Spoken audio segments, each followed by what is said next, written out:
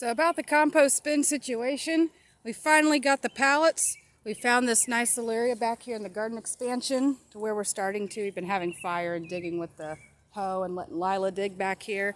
And so I'm moving all the stuff underneath the tarp over there, over here into the compost bay area.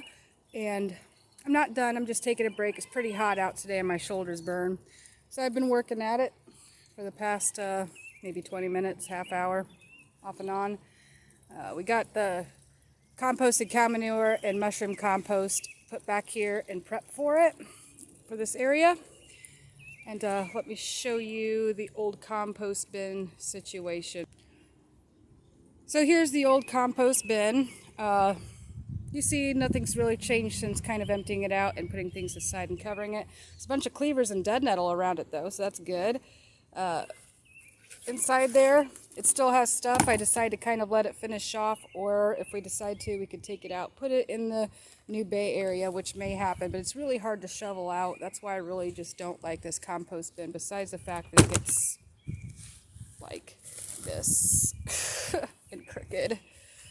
That one I picked up at Menards for $50 last year. So then I unloaded a lot of it, put it out here, covered it up with the pond cover, and then Ryan decided, well, let's take this old tarp and cover it instead. It's been composting and composting well, but now we have that area.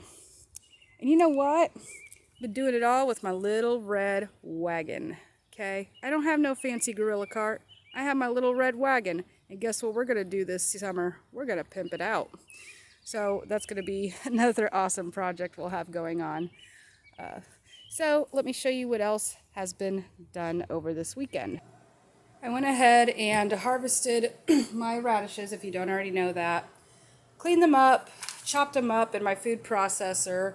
Some of them are shredded, some of them are medallions, and I freeze dried them. I didn't can them this time because, as I was reading, when you can radishes, they end up mushy and not very good, but you can water bath pickle them. So I think with my next harvest, I am going to try having pickled radishes because I've never tried them, and I'm interested in how it tastes.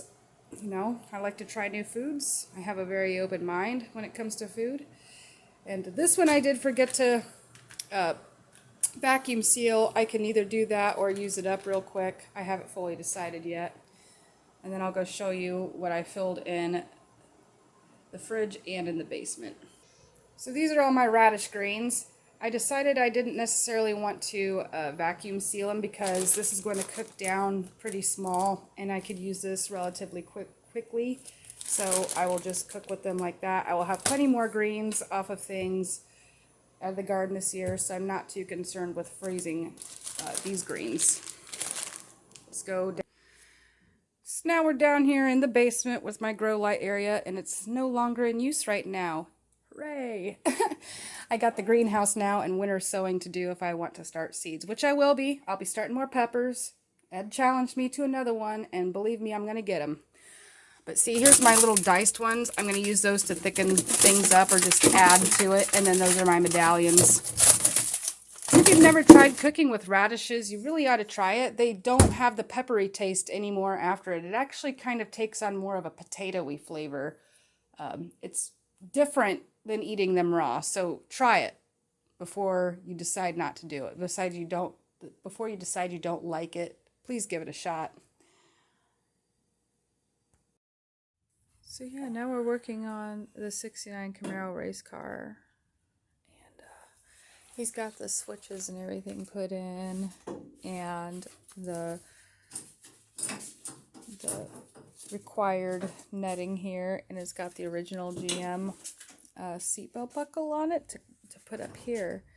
And I sat in the seat. It's crazy. The seat is literally, you probably can't see this right now, but that seat is literally on the floorboard.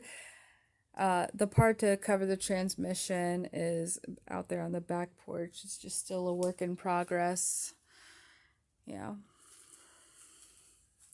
We still have all this to put in. Trying to figure out how to put the exhaust with the radiator, the motor, the twin turbos in there. All of that right now. You have anything to say, Mr. Super Clean Hat Man? He's been using the super clean on the parts though. This is from the GTO and he's not sure what to do with it yet. Yeah. Yeah, it's just, oh, he's being camera shy. It's fine, but this is what we're working on. And I thought I'd add this into the vlog. So continuing on with the vlog, yeah, I've got a bunch of weeding to do out here with the hoe. Like I said, we just tilled this area up, and so it's the first year. Some of this stuff has been tilled up. Like, obviously, you can see where I've had beds last year. They're a little less weedy. This back here, Rural King is still out of the fencing that we need. It's becoming a pain in the butt. And not only on top of that, the belt broke on the tiller again. This was all done with between having fires out here and just playing around with the hoe and letting Lila dig. And so since this is, you know, taking a lot longer than we had anticipated, I'm going to go ahead and start my squash and melon and cucumbers, my corcubids, inside, probably in my cow pots. That way, when this finally is ready, I will have them big enough, you know, that they're not going to be behind too bad. And I'm going to use the cow pots or my peat pots because corcubids don't really like their roots messed with for transplanting. So I just think that that's going to be the best method for that. I have to mow the lawn today, and I was going to do DoorDash, but I got so much other stuff to do here before I go back to work this week, do my regular job. So I think I'm just going to be working on that instead of working for money, because, you know, food is a priority and what we got going on is a priority. But I'm almost done hardening off everything that was from the basement. It's a beautiful overcast day. I moved all these plants out here for like 4 to 6 hours yesterday, then brought them back in on the porch. They don't look sun scalded. I mean, maybe that is a little bit, it's an overcast day out. I think they'll be all right left out here, or I can bring them back in 3/4 of the day, whatever. I'll keep an eye on them, keep them healthy. And yeah, we were out late working on the Camaro last night. Some of these just need pruned off. So I got my work cut out for me today. My back hurts, my shoulders are on fire, my lower back hurts. Still going to the chiropractor. And we're just going to continue doing what we can. And hopefully it'll all work out in the end. It's all in God's will. So these are the cow pots I'm talking about. I got them on Amazon. They're a little bit more expensive than this over here, these little peat pots, but these just don't retain the moisture that these cow pots do. I just really like these cow pots a lot better than those peat pots. I mean, I'm sure I'll still use them, but yeah, they're not my favorite. But so I'm go ahead and starting my corcubids in these cow pots, and I'm just putting potting soil in because I don't want to have to go back and add liquid fertilizer and stuff. I've seen plenty of people just use potting soil for seed starting, and it turns out just fine. So I'm going to go ahead and do that. I got the grass cut outside, and I still have weeding to do, and I want to try to direct sow some okra today and get all that done. So that's what I'm working on. You could go to cowpots.com if you want to check them out too. Evidently, you see down here they got a wide variety of different sizes and stuff of these cow pots. They're pretty cool little pots, and I think I'm going to buy them again next year. So yeah, I'll check in later. So I went ahead and done what I said I was going to do. Got my corcubids started. Got the Chicago pickling cucumber, the Jabai Shimoshirazu cucumber, which is a Japanese variety, and I've heard really good things about Japanese cucumbers, so I really want to try them. Gypsy and the Vanilla Gorilla sent me some acorn squash. I'm growing that. Some spaghetti squash from the MI Gardener. Abby from Abby's Life on the Farm sent me some butternut squash, so I want to plant that too. White scallop squash from Baker Creek Heirloom Seeds. Yellow scallop squash from Baker Creek. Gail sent me zucchini. and I wanted to grow those. Minnesota midget melons and golden Jenny melons. Those are from Baker Creek heirloom seeds too. Nothing really is going on out here in this little pepper thing that I try to do the glorified winter sowing method on. It's been hot and I think that they're just done. So over this next week I'm going to go ahead and get some more peppers started. I'm not sure if I'm going to winter sow them or start them in trays like in here, but it's going to happen. There's the oregano vulgare that I'm going to sell at the plant sale. These are either white tomasols. This one's a Tappy's Heritage and a white tomasol, and I kept a little marker in this one. That way I would keep it, and I'm just going to plant them, and I'll be able to tell which is which by the time they get big enough. And the rest of these are the mystery tomatoes. Anaheim chili peppers look fantastic. They've been hardening off as the rest of the inside plants, but there's one tray, the one tray with the ashwagandha in it. Some of those tomatoes look a little sun-scalded, so I stuck them back in on the porch, and I'll introduce them out here later on, get them up potted. Beam Me Up Mr. Scott's tomatoes are doing pretty well. I planted 2 seeds per cup, and the Sweet 100 hybrid has both of them coming up. So I think I want to experiment with planting one of those cherry tomatoes upside down. Seems like a good one to do it with. It's a hybrid. It'll be more viable, better to try to experiment within. At least that's my thoughts. I could be wrong. I've been known to be wrong quite a few times. So yeah, that's inside here. Not all of my onions made it. I got 4 onions left in here. I'm not sure what happened. Maybe the heat came and took them by surprise, killed them. I went ahead, used the hoe, weeded it. It's not perfectly weeded, and the weeds will come back, but, you know, some weeding is better than no weeding, and it's hard to get every single weed out. So it's just going to be a continual effort. I know it will be. It's just, it is what it is. So I got my mixed okra that I got from the Rusted Garden last year, planted over here, and then my Jing orange okra from Baker Creek heirloom seeds planted here. And yeah, you see me still coming in here finding weeds and chucking them out. Can't help it. I still got to finish weeding around the carrots. Ooh, look, the peas are starting to trellis. We're going to have a wall of peas.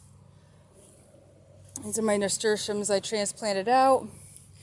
I am seeing beet sprouts, and it looks like I'm going to have to thin. Maybe I should get them a little taller before I start thinning them. But I do have beets among here, and this is going to be another one of those, you know, really sit there and work at weeding situations. Because I'm sure down here I have brassicas going on. At least I hope. Yep. There's a brassica right here. A couple of them that I direct sowed. There's another one.